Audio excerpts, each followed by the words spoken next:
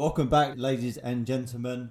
Hope everyone's feeling fit, healthy and well. Despite what's going on out there, this is Thursday, so I know the podcast comes out on a Wednesday, but we just had an announcement by the UK government that lockdown is going to remain for another 3 weeks. And the message I keep on pushing to my friends, family, or anyone that I'm in communication with, including my podcast and social media channels, is it really does offer some opportunity, a massive opportunity. And I think with lockdown, it kind of cuts out all the other stuff that you could be distracted by, and you can just focus on what you're kind of good at, whether that's generating content, making content, whether that is sales, whether that is getting your books in order, whether it's planning for the future. I don't know. It depends what business you're in. But certainly for me, it's allowed me to focus on what I'm fairly good at, which is selling. And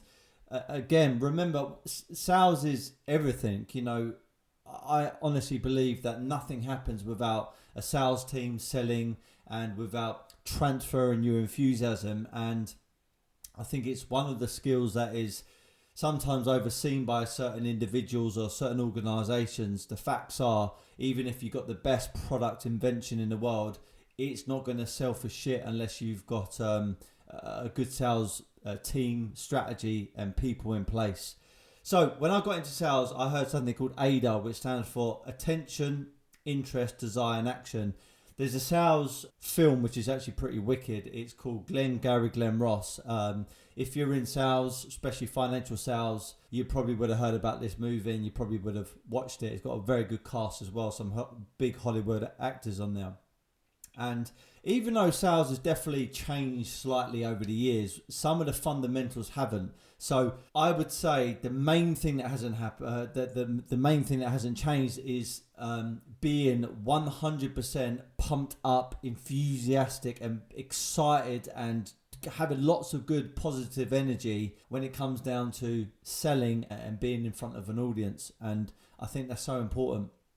And I think if you have a good presentation or a pitch, we can get you from A to B, which is very clear, very precise, very simple. I feel that the client who may be eligible, who might be qualified for your product or service, will go through it smoothly, and you're more likely to close that deal, obviously make some commission for yourself and the company, and more importantly, give that client value and something that's going to be very useful in their life.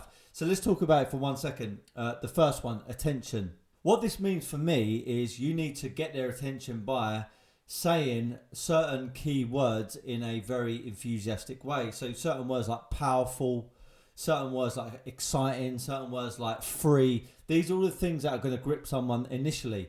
They do say you've got about 10 to 15 seconds to really grip someone on that sales presentation call, or when you're doing a face-to-face meeting, in order to get them engaged. If you don't get their engagement on that call or that presentation, as I just said, within a short space of time, you're going to lose them, and it's very hard to bring them back round. And if you start losing them, you're going to be boxing on the back foot. I'm not saying it's impossible. I know people can win people back round eventually, but you want to be gripping them with saying certain key words, which is going to make them feel, you know what, I'm going to listen to this, even if I'm going to give them 30 seconds. Because trust me, in 30 seconds, you can grip someone so much that they're going to be compelled to listen to your presentation. They're going to be enthusiastic. They're going to share your excitement, and therefore you're more likely to get that sale over the line, because you've got a chance to explain the fundamentals, the logic, the facts and the figures, and therefore they can see the benefits. Second one, interest.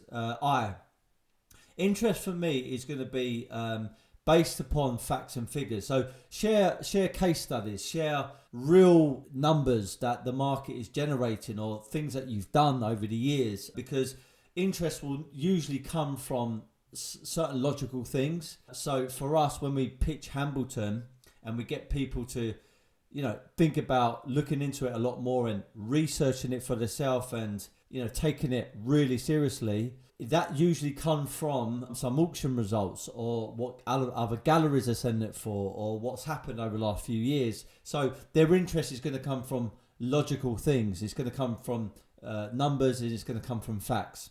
The second one, desire. I like to always use a phrase which goes like this.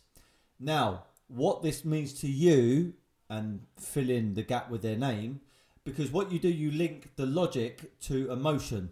Now, bearing in mind, I've always said that you should sandwich the two. Logic and emotion should be linked, because if they're excited but have no logic, they're going to probably say yes to the deal now, but probably fall out of bed and get what is known as cold feet because there's no logic. They're going to say to themselves, I've got excited, but why am I really doing this? Because there's no real kind of facts and figures. On the flip side to that, if you just give them the facts and figures, it's going to sound logical, but are they really going to feel that, are they going to feel that compelled and excited to go and do something which is just logical? They might do, and there has probably been some sales in history, definitely, that supports that argument. But I feel the best, having a double-edged sword, which is going to be excitement as well as logic, so emotion as well as logical reasons. I think that's going to be the best tool in order to bridge that gap from interest to their desire. So the phrase is, what this now means to you, or how this benefits you, something like that. That's how you bridge it, okay? The last one is A, which is action. Action is basically closing off the sale. The way I would summarize it is, now here's what we need to do, or here's what we have to do in order to get things moving. That way you kind of let them know this is the end of the presentation, and now we need to take some kind of action. This will do two things, which either way you're winning.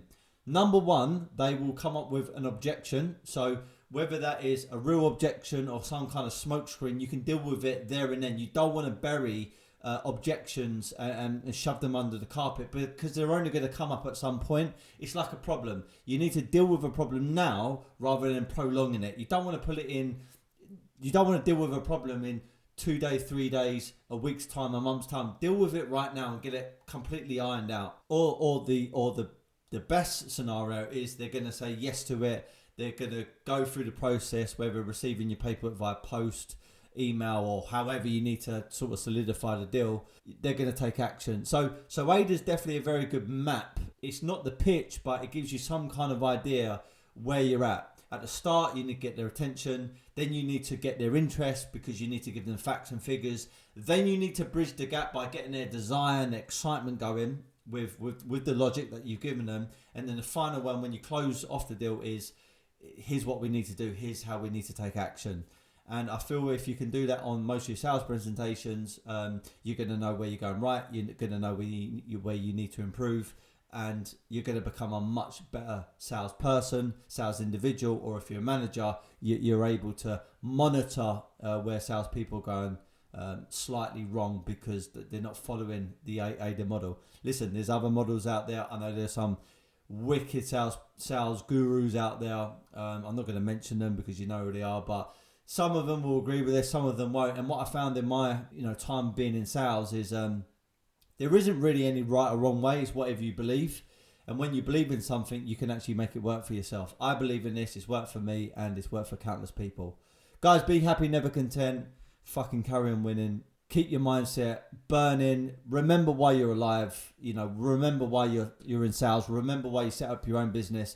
This is about giving freedom to you and your family, enjoying what life has to offer. It's not all about money, but money definitely gives you options, and it's about growing as well. And during this downtime, how can you grow? How can you have different experiences? Look, I'm not preaching. I'm just, kind of, if anyone's feeling a little bit low because of what's happening, I'm just hoping that some of these words are giving you some encouragement. God bless people. Be happy, never content.